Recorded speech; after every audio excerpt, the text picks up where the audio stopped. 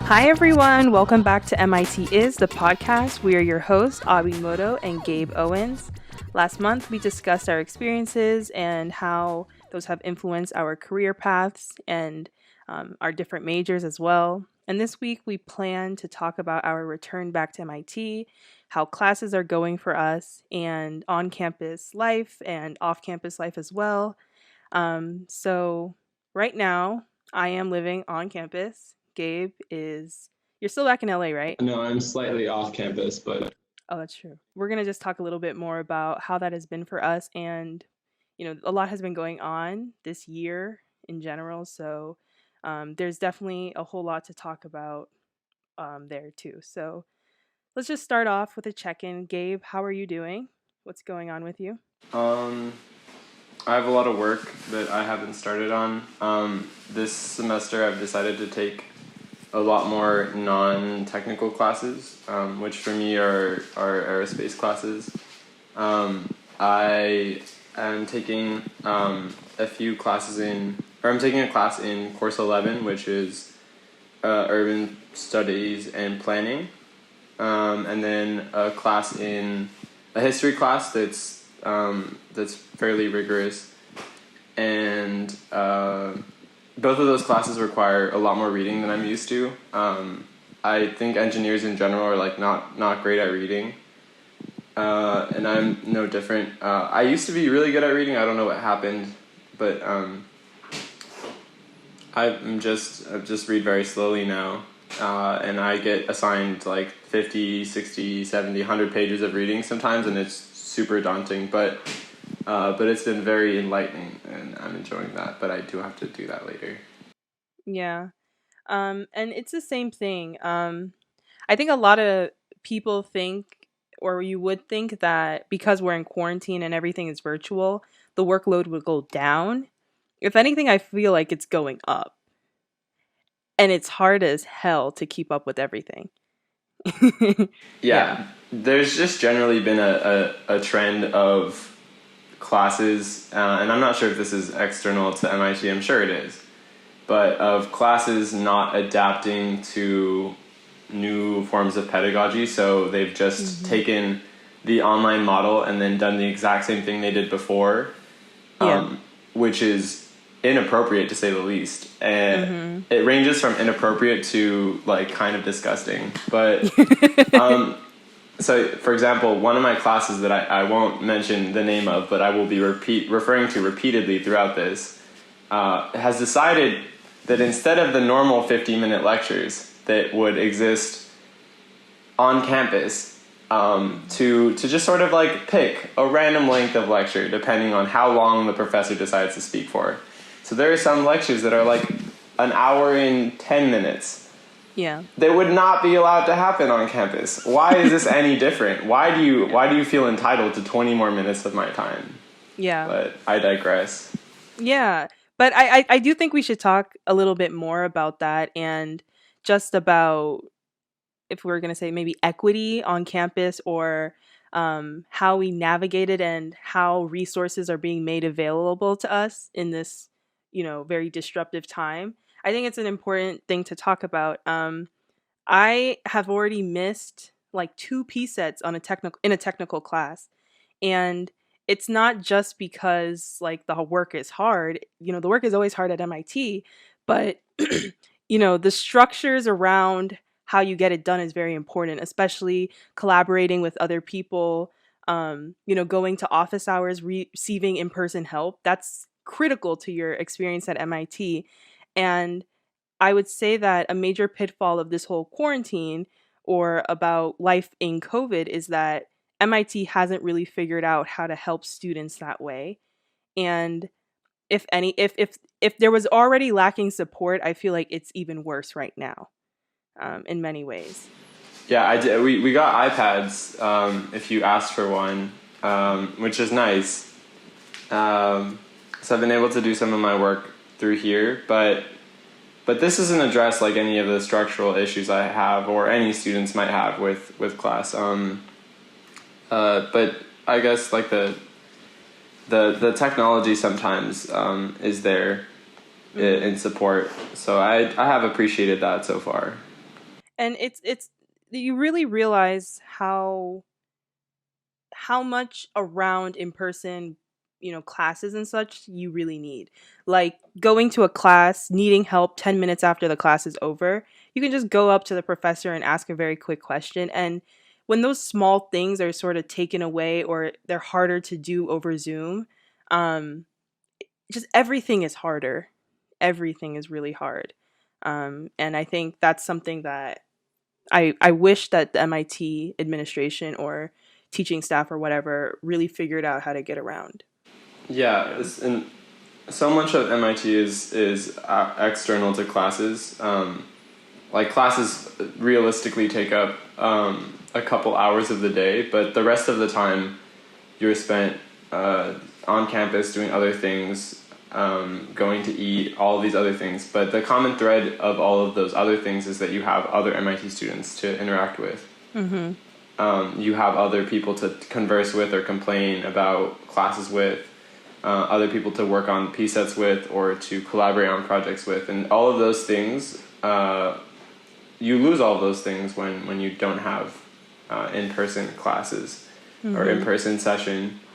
And it's necessary at some point to social distance, but there should also be a modification of expectation. I no longer have like I live with 3 other MIT students, and it's been wonderful to interact with them, but I don't take all of my classes with them. And so when I'm confused about question 3 on the 1630 piece set, who am I going to ask? I have to go into some other secondary external means of communication and ask a group chat that may or may not respond to me at 2 a.m. Yeah, that's really good. And another, difference, I guess, in our experiences is, where one I'm on campus and then you're not on campus. So, how has off-campus life been like for you? Has it been good, bad in any way? Is it different than what you expected in any way? Yeah, I honestly did not spend very much time off of campus when in the last 3 years. I wasn't really familiar with East Cambridge, which is the area immediately surrounding MIT. Wasn't super familiar with Boston. And yeah, I didn't really walk around that much. I've done a lot more of that and interacted with the environment outside of MIT, which has been wonderful. But it's been much harder to do classwork. I'm not sure how much of that is because I'm off campus and not in the environment that I've been accustomed to producing with, but it has been harder to do classes. Yeah. How about you? How's on campus? So I will say it's a lot better than what I thought it would be. Like, I was sort of nervous about how strict MIT was going to be and the environment that would create. They ended up being a lot more lenient than I expected. So, if anything, the greatest obligation that we have is getting tested twice a week and filling out a daily attestation of whether we have any symptoms. And that's not too much to ask for. And in many ways, like the pod system, I think was really successful because at the end of the day, like I have 4 close friends that I can interact with without a lot of regulations. So I have found that to be really good. And like we have found ways to leave campus. Like we went kayaking, like we go out and we had brunch yesterday. And at least we can navigate social settings without like too much concern. That's great. The food here is horrendous. The food is terrible. I can't even explain how bad it is. And the fact that we had to get a meal plan, like we have no choice, we can't cook. So for like the first week here, I was ordering food like every day or just not eating. Like it was really bad like that. So appreciably worse than what it was before. Way worse. way worse. Which to be clear is like already not great. Exactly. MIT is a world-class institution for learning STEM, but it is not even close to fun to eat there Yeah. on a regular basis. Yeah. So I think what they did, they were like, they shut down kitchens on campus. So they would have to cook and transport it from like another dorm to like different dorms. So it was just awful. And like another downfall is that you have to, for breakfast and lunch on weekdays, you have to walk to the student center to get food. So you could end up walking almost a mile to go get like breakfast and lunch. Which is it's and I don't want to complain about it too much because I mean we are in a pandemic, but at the same time when you have to pay for it, I think you have a right to say that this is not working. Um and don't even get me started with the dietary restrictions and being vegetarian, but yeah, that has been a whole nother thing. Yeah. Yeah, I have not had that issue thus far. Well, I have had other issues. Like this is mostly my fault, but I spent like a lot of time this summer wondering whether or not I was going to come back. So I actually missed the deadline for on-campus return, so I wasn't even eligible for that. But this also means that I took a long time to ask for my refund, and so I still haven't received it a month into school, which means I've been relying on money I had before, which has now run out, and then my roommate supplementing with food. But that it's been fine. I feel like a adult, which I'm sure is a foreign experience vis-a-vis food. So is that going to be settled soon? Like are you doing okay? I hope in the so. meantime? I asked for my refund. Mostly, I'm just concerned about rent, which is something that I now have to deal with because it's not automatically subtracted from my scholarship. I have to get it from MIT and then hand it off to a landlord. Yeah, so to our listeners, what Gabe is talking about is a financial aid refund that a lot of us receive. And this semester specifically, we got a COVID-19 grant, additional $5,000 added onto that. So a lot of people have been using that for off-campus housing and to just sustain themselves overall. So that's really important, and I hope you get it. I hope you get it really soon, because yeah, we're like a month in already. Right. Yeah. So I guess to speak more broadly about financial aid, my parents make less in 1 year than MIT costs for that same amount of time. So generally, this means that MIT acknowledges that my parents can't pay for this, and thus, like their contribution to MIT, they've calculated to be zero. My contribution is also usually zero, except this year I had to file. So I filed taxes in 2018, which means that this year those taxes are relevant. I don't know why that's how that works. Yeah. But I had an internship in 2018 that paid me decently, so my student contribution this year is purportedly $650. But compared to the $29,000 that it costs for this semester, that's nothing. And MIT gives you a scholarship based solely on what they acknowledge that you can pay for. And then on top of that, as was mentioned, we got a COVID era grant, which is on top of that.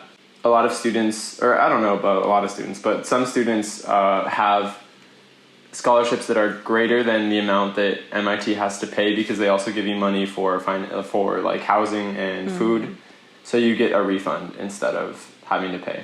Yeah. So that's I will say that is something kind of unique to MIT. A lot of other schools, when you max out your financial aid, they just sort of absorb it. So I think that has been helpful for me personally at MIT. And I think a lot of students, this is why when COVID-19 sort of swept through our country, the financial aid was a huge thing that a lot of students spoke up about because this COVID grant that we're talking about, I mean, it was not offered to everyone at first. It was only offered to people who owed money at first. And that was a huge thing that a lot of people thought was unfair because, if anything, COVID is affecting lower income students to a greater amount. So yeah, it's been a crazy time here at MIT, especially. So I think we're still getting through it, honestly.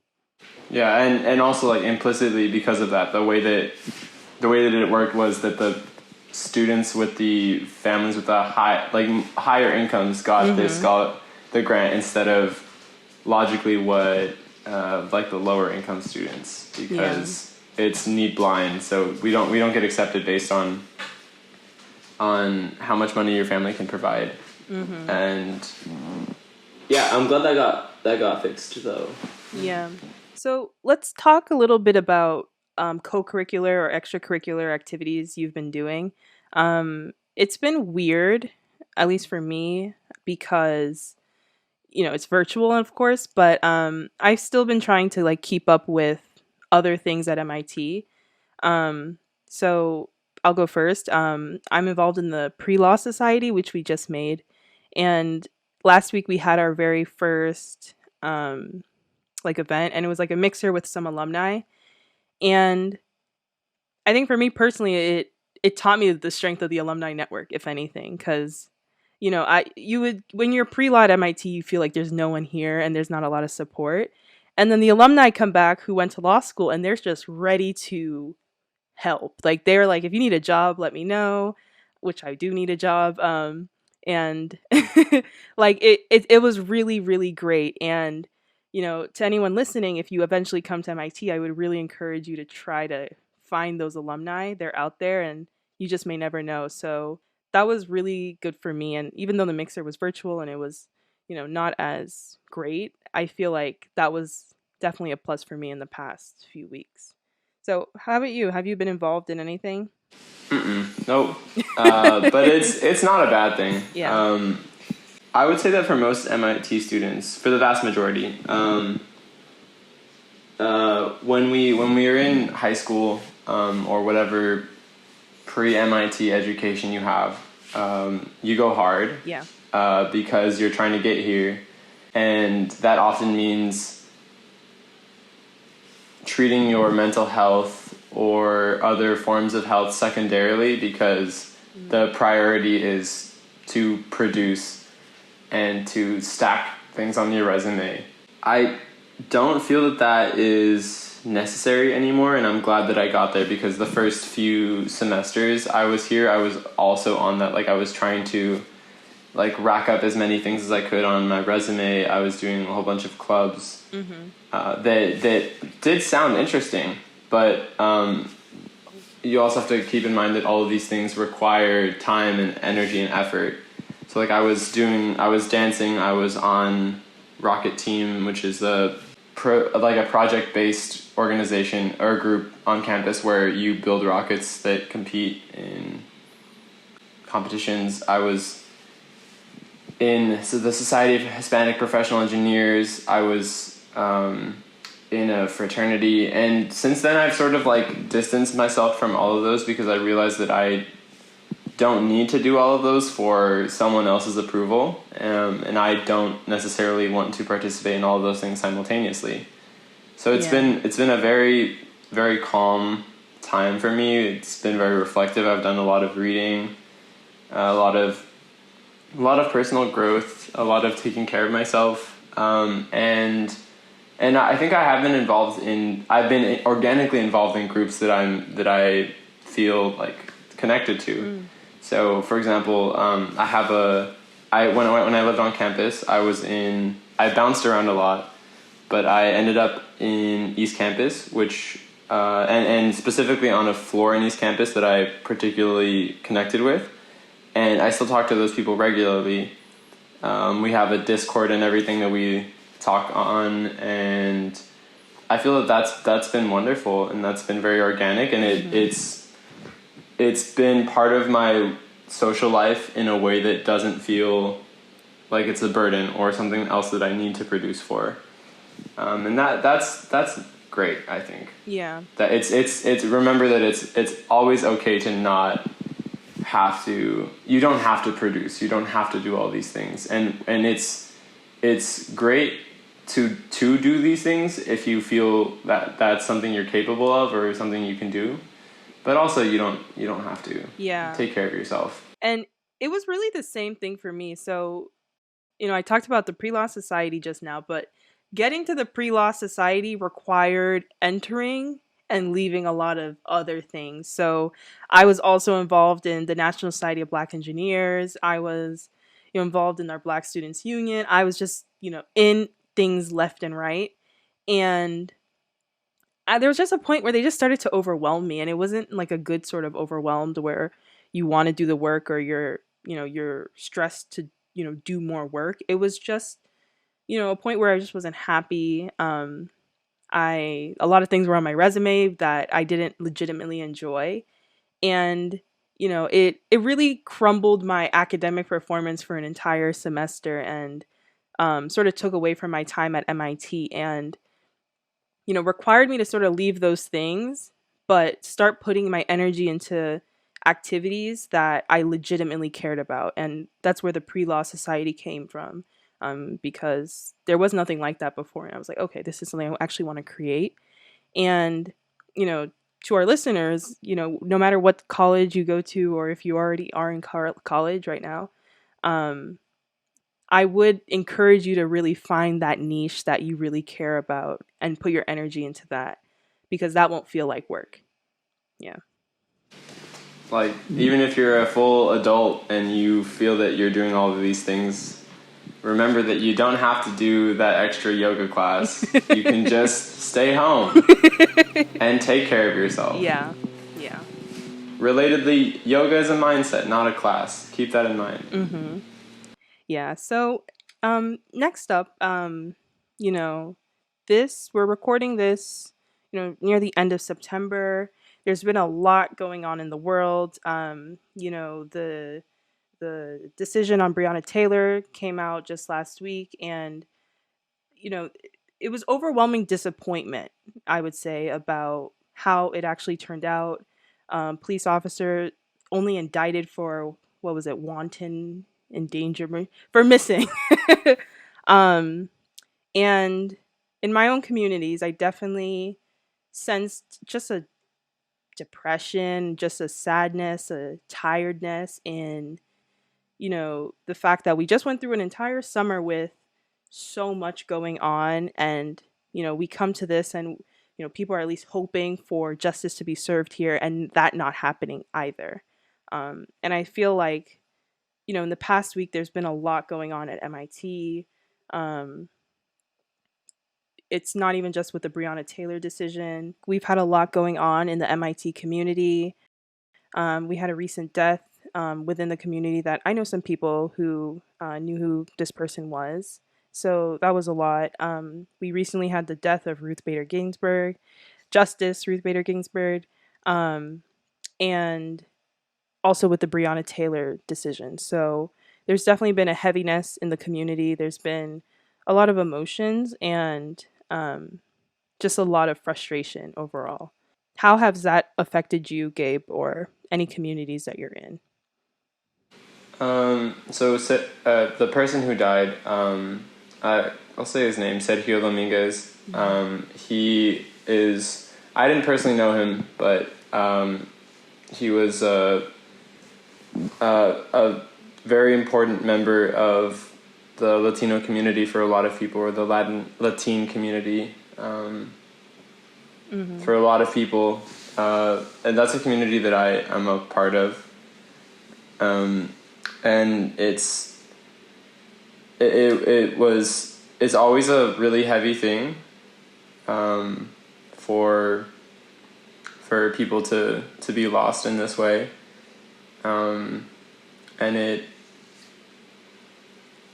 it requires a lot of strength for people to continue taking classes at the end of the day and trying to graduate. For a lot of people, I think that I actually don't know because I'm not on campus, but do you know what the mental health programs look like right now? So nothing in person. Everything is virtual. Okay. Yeah. So yeah, before the whole COVID thing happened, and the pandemic that has restructured how students have interacted with their teachers and with campus, there was some on-campus therapists. Unfortunately, and I'm going to be very honest here, they were insufficient, both in amount and volume that they were able to talk to students. This is something that I hope MIT starts dealing with more in the future. We really need more therapists on campus, or more therapy options. There's a sort of a running joke among academia that puppies don't solve everything, because organizations love throwing like dogs at you for occasional like pseudo therapy, but we definitely need more of that on campus, because that is sort of the only way. That is one of the only ways for an institution to deal with these kinds of things. Yeah. Because death is very inevitable, and when you apply this much pressure to a community, sometimes this happens. Yeah. So yeah, I hope that's a structural change that comes about this whole thing. And in general, I think pretty much everyone's going to need therapy after this is done. There is way too much happening. I'm sorry that I don't have my like very collected words for this part, but this is difficult to communicate about. It's difficult to rationalize with, and I don't think anyone really knows how to deal with death. Yeah. Or the loss of people in a community. Yeah. Whether that be like a classmate or a Supreme Court justice. And also the challenges of not being physically present with other people who are grieving, I think is challenging us in very unique ways, and it sort of contributes to the faltering, I would say, psychological fitness of our community. Like people say mental health, but it's like day by day we're just sort of being drawn down and brought back, and it's really hard to make it out of this while still concerned about your classes, your employment, your X, Y, and Z. And I would say that in my own communities, there's also been a lot of like frustration is an understatement at this point. Like it's been a lot of anger of just, like I saw a tweet of like, how do you have a wrongful death lawsuit and then no one's held responsible for the death? You know what I'm saying? Like, does that make sense at all? How do you pay out $12 million to a family, which is admission of guilt at some point, and then not admit a guilty person? And the fact that all of this just looks like a distraction. Don't say that 12 million is enough. It's not enough. It's you're just sort of distracting from the liability here that someone killed someone by going to the wrong house. Like it's not something that you can just sort of get around in any way, shape, or form. Like as a Black woman, it's really disheartening to just sort of think that like, you can't say that, oh, this person was doing this, they were doing this, they shouldn't have been. The person was in their house just sleeping, right? And I don't know, there's no way to just sort of get around the feeling of like, what's going to happen to me next or what's going to happen to my family next. You can't get around that. And I think that's the reason why mentally this time is so challenging, because there's no way to escape what's happening. It's hard not to see yourself in the experiences of other people. Thank you for talking about that with me, Gabe. I think it's really important to just sort of process what's been going on, because it's been a lot. But we've been taking some interesting classes from what I've heard. Some relevant classes even. Yeah. So I can sort of go first of talking about this really cool class that I've been taking. It's called Race, Crime, and Citizenship. It's a history class. And we start off with the beginning of slavery. So if you probably have heard about the 1619 Project by the New York Times, this huge series of it's like series of papers that have been talking about the origins of slavery, starting with the Revolutionary period. And in this class, that's where we started, and um, we started off with talking about how slavery actually played a factor in the American Revolution, which is something you will never hear in public or just in any grade school. You won't hear that at all. Um, and another interesting thing that we've been talking about is how America has influenced other societies around the world. So, particularly Nazi Germany was heavily influenced by um, like American politics and, our structures in place. So, it's been like a really eye opening class, and just sort of being able to see how America fits into a lot of places that we are not really comfortable seeing America in. Like no one wants to hear that America influenced Nazi Germany. No one wants to hear that the Revolutionary War was fought in part to preserve the institution of slavery. No one wants to hear that, and I think this class itself has just been important for those reasons. Yeah, I'm taking a class that really shouldn't be about the United States, but is at some point. It's called 21H173. It's Socialism in Latin America. And what you end up learning in this class, unfortunately, is that there have been a lot of worker-based revolutions and movements in the geographic area underneath the United States that really should have happened without United States intervention.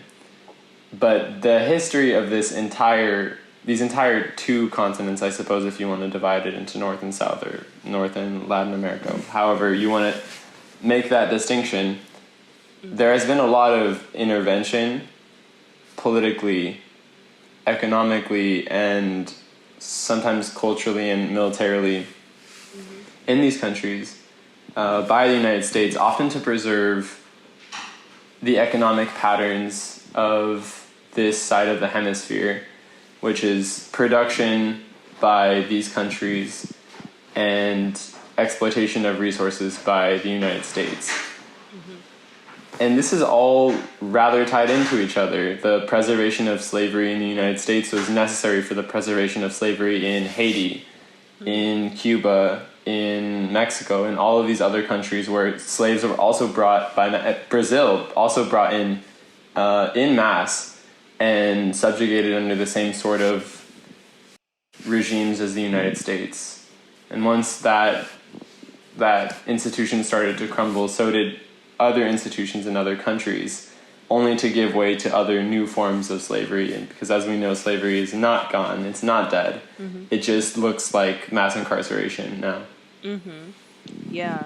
And that it brings me to another thing that we talked about in this same class. And we talked about where prisons started in the United States. And it was interesting because it was like the early colonists who sort of frowned upon how the British punished people. Like they had corporal punishment, which, early Americans thought was, sort of a hallmark of a monarchy, those aggressive forms of punishment. So the idea was to sort of reform people or to rehabilitate people and make them go into a prison where you instill discipline and things like that. And that was supposed to be better than what the British did. And, only in extreme cases did you ever go to corporal punishment. And it's so interesting because that system has evolved to what we have today, to people just being locked up, to people being used for their human labor, to people's labor being exploited, really, I should say. And one thing that I found interesting about the class is that, America in many ways has looked outwards and said, criticized what other people have done, but it's interesting to see how we've sort of devolved into the system that we have today of having, the highest amount of people incarcerated or in the system compared to any other country in the entire world in all of history. And yeah, this class has just done a really great job at just sort of exposing how America has played a factor in, so many, what should I say, like atrocities abroad, and also has, its own system itself has sort of suffered as a result. Yeah. Yeah, I want to say two things to that, I guess. The first is that at the end of these 4 years, I will be graduating with an aerospace degree. But the most interesting classes, and perhaps most important classes to my own career, will not have been the aerospace classes, but will have been the other classes that I took as supplements, the HAS classes, which are humanities, arts, and social sciences.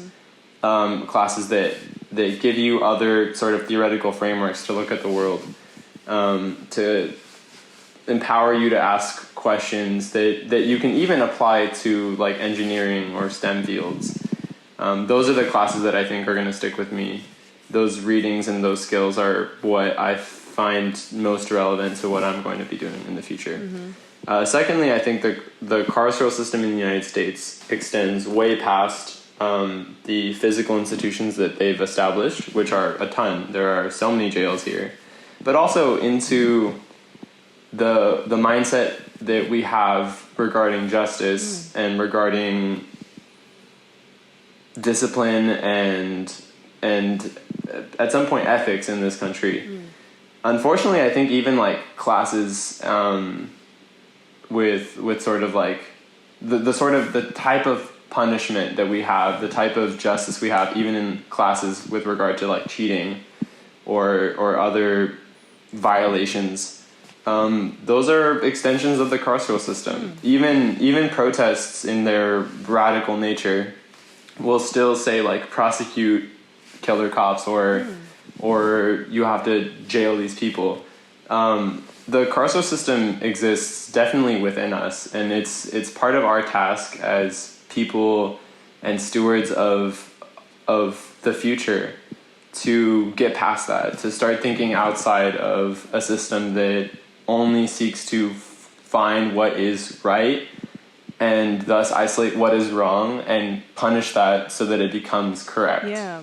That's not how this should work, and that's where things like restorative justice and other forms of ethics come into play. And it's so important for us to each individually, and this is not to like put all of the responsibility onto the individual, because that's what happens with a lot of things like the environment, for example. But genuinely, like, we all have to start rethinking these things, because we've been taught that jails are how you get criminals off the streets.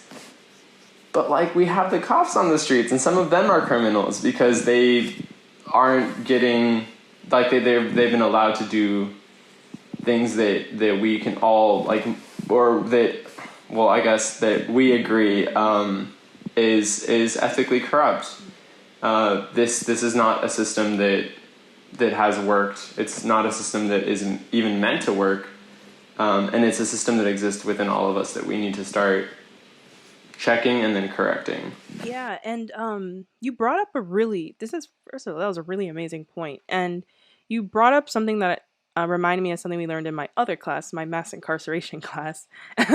And we were talking about the issue of, it was like collateral, the term is like collateral punishment, or collateral, just like the collateral damage that comes with being in the system of, our criminal justice system, and how that surpasses the punishment, like, to greater degrees. Like, it could exclude you from public housing, from public assistance, from getting a job, like the community is affected from voting, like, just these egregious amount of consequences that sort of pile up, and how these sort of things are never considered when you're in front of a judge. A judge is talking about your sentence. The prosecutor is recommending a sentence. They're not they're not looking at how much this is impacting people, and how it's impacting generations of people that come after you.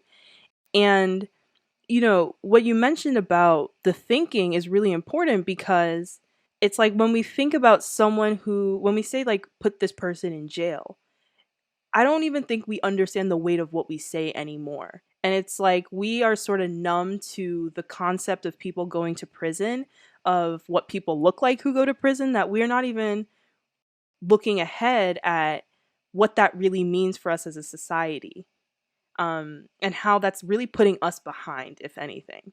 Yeah. Yeah. Yeah, I grew up in LA where immigration services are like a big joke that students and children have like amongst themselves. Like they're like call INS or call like ICE is a recurring theme for like childish humor.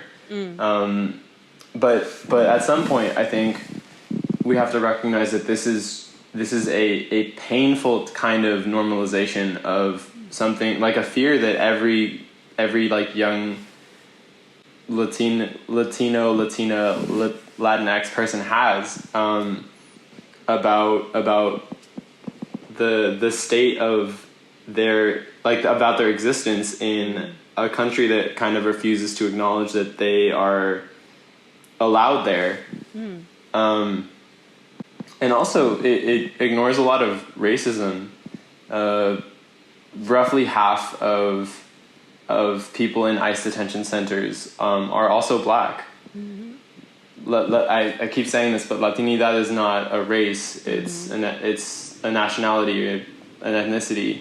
These things are so embedded in even like kids that we end up making jokes about them that kind of belie the pain that comes from these things. And yeah, I think jokes are often harmless, but do uncover like deep emotional truths. And traumas within. And then trauma, yeah, generational traumas, personal traumas, all of them. Yeah, that was a lot. Yeah, we keep doing this. There's so much, and I think as the year goes on, there's gonna be even more. Yeah, because I think we're kind of in a time when we are. It's like even in our own personal lives, like, I don't know. You may look at people like us and think like, oh, they're so woke, or they're so whatever, but you learn more and more, and you realize how structured your thinking is to the systematic racism that exists already. So for instance, I took an ethics class over the summer, and I was doing a project on the discriminatory design in the tax code. And a suggestion that I received for the project was to think about ways of improving the tax code. And I realized that I struggled with that so much because of what we've been raised to pursue. So, for instance, something that I mentioned was how the tax code benefits the behavior of mostly white, upper class individuals, right? So, if you own a house, there's like 5 different benefits you can get from the tax system. You can get the homeowner's tax credit. You can get a deduction on your mortgage interest. You can get a renewable energy credit. Like, you can get all these benefits when there's literally nothing at the federal level for people who rent homes. And then we could talk about the history of redlining and how Black people were overwhelmingly excluded from home ownership, right? So you think about it and you're like, okay, should we have incentives for people to own homes? Is that a bad thing? And it's like you're thinking about how to even reform that. Do you just add credits or benefits to people who rent homes? But the reality is, like, you're trained to think that owning a home is like the goal, and that's a good thing, and there should be rewards for it, when the reality is that those were things that people of positions of privilege were really entitled to. And how do you sort of undo your thinking to realize, like, okay, these people, they didn't need these benefits in the first place. They were given it, and now I have been trained to pursue them. How do I sort of pull back and say, like, okay, how do I dismantle this system to where it needs to really be? Yeah, I as part of another class I'm taking, which is a class on gentrification and social stratification, we read The Color of Law, which is a sort of controversial book even among like I guess the leftists who appreciate it. And it's sort of like central idea, central claim is that housing discrimination and the reason why Black people and Hispanic folks don't own the same amount of housing is not because they didn't want it or even private sort of discrimination. It was a series of laws coming down from the federal and even at the local level that systematically kept these people from owning homes. And so when we start to think about how we want to restructure society and these sort of codes and these laws, it's not simply enough to get rid of them. That does not afford people the justice that they need, because now you're just living without these laws under this within the same world and the same system that put you there in the first place. You need to elevate people. That's an important part. But also I wanted to say that we're not, I guess a comment on the wokeness. The wokeness doesn't come from the facts that you're able to recall about the classes that you took and the discussions that you took in your Saturday night reading group. It comes from a fundamental rethinking and a critical thought applied to other aspects of your life. So even if I continue down the path that I started 4 years ago and become like an aerospace engineer, I'm now going to apply these sort of critical thinking methods, this critical thought into the projects I start. So when I'm designing whatever, I'm going to ask myself, why am I designing this? Who is this helping? Because at the end of the day, none of this makes any sense without humans. There's nothing to design, there's nothing to build, there's nothing to construct without the people the people and then consequently the world that we inhabit. And so wokeness isn't about facts. It's not about statistics. It's about the way that you think about the world. And I mean, even if you are racist right now, start thinking about things critically. It'll really help. And then deconstruct all these things. And if the conclusion is racism at the end, then come talk to me, I guess. And we can discuss it, but we'll discuss it critically. We will. That's good. To wrap up, do you have any final thoughts? Anything you'd like to say to people? No. Please stay safe. Yeah. Take care of yourself. Social distance. Yeah. Wear a mask. And eat fruit. Yeah. Fiber, everything. You need it. Take care of yourself. I think, times like this aren't going to last. This pandemic will eventually end. And at the end of it, you'll still have your life. You'll still have your dreams, your aspirations and everything. And, those are the things that you can't sort of let go, even if it's a pandemic. And it's hard, and, it may be hard to just get out of bed in the morning, but, at the end of the day, it's worth living, and it's worth, continuing the things that you dreamed of and the things that you want, whether, you're someone who wants to get into MIT, keep working at it. It's not the best thing in the world, but it's a great place. And I think, these are things worth living for. You can do it. You can do it. All right. Well, thank you for listening to this episode of MIT Is. Signing off. I still don't know how to end this. Yeah. Goodbye. Goodbye.